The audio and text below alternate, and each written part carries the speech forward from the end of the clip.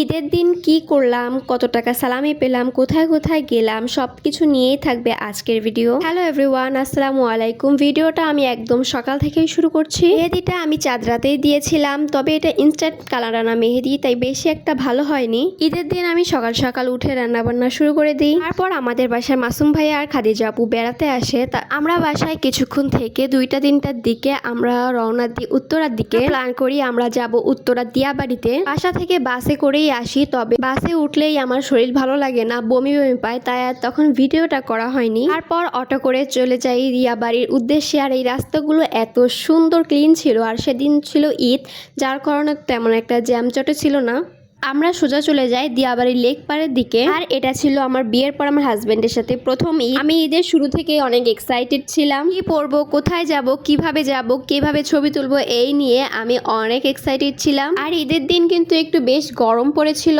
লেকের এই সাইডটাতে খুব সুন্দর বাতাস আসছিল, আর সাইডেই ছিল এরকম আইসক্রিম স্টল। আর এই গরমে আইসক্রিম দেখলে তো সেটা না নিলেই নয়। সাইডে ছিল ঘোড়ার গাড়ি, যেটা দেখতে অনেক সুন্দর ছিল। ঈদের দিন এগুলোর দাম কিন্তু ওভারঅল একটু বেশিই চায়। আর সেদিন লেক পাড়ে অনেক ভিড় ছিল, সাথে ছিল এখানে মাঠা, যেটা আমি খাইনি। খাদিজা আপু ও আমার হাজবেন্ড ভাইয়া সবাই বলেছিল যেটা অনেক মজার ছিল। মাথার এই ব্যান্ডগুলো কিন্তু দেখতে অনেক সুন্দর লাগে, যে ফুলগুলো, কিন্তু এটার দাম অনেক বেশি চায়।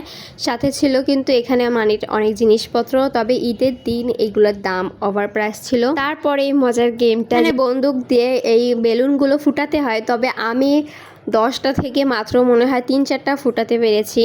বেলুনগুলো না ফুটলেও না, মানে এখানে একটা আনন্দ লাগছিল, কেমন জানি ঠাস-ঠুস ফুটছিল, এটা দেখে অনেক পরিমাণে আনন্দ লাগছিল। বাড়ির এই জায়গাটা এত বেশি বড় যে হেঁটে শেষ করাই যায় না। অনেক খোঁজাখুঁজির পর আমি পাই ভেলপুরি, আর আমার কাছে ফুচকার থেকে ভেলপুরিও ভালো লাগে, তবে ফুচকা বেশি ভালো লাগে। তোমাদের কাছে কি ফুচকার কাছে বা ভেলপুরিতে টক পানিগুলো ভালো লাগে নাকি মিষ্টি পানি? আমার কাছে কিন্তু টক পানিটাই ভালো লাগে। ফুচকা হবে টক পানি, কিসের আবার মিষ্টি পানি? ফুচকাতে কিন্তু টক ঝাল মিষ্টি এগুলো একদমই পছন্দ না, টক আর ঝাল এটা বেশি পছন্দ, মিষ্টি একদমই এলাও না। অনেক হাঁটাহাঁটির পর আমার মনের মতো একটা জায়গা পেয়েছি। এই জায়গাটা এসে আমার মন এত ভালো হয়ে গিয়েছে, চারদিকে শুধু ফুল আর ফুল, যেদিকে তাকাবো শুধু ফুল।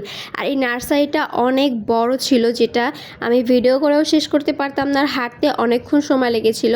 নার্সারিটা এত বেশি বড়, এখানে প্রচুর পরিমাণে গাছ ছিল, যে কোনো গাছ তুমি এখানে পেয়ে যাবা। মরিচ গাছ থেকে ফুল গাছ, তারপরে ঘাস পর্যন্ত এখানে ছিল, মানে ওভারঅল সব কিছু A to Z গাছ মনে হয় এখানে ছিল।